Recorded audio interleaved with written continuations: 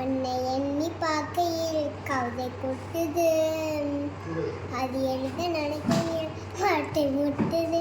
ஓகோ கண்மணி அன்பூர் காதலன் நான் கடிதமே ஒன்று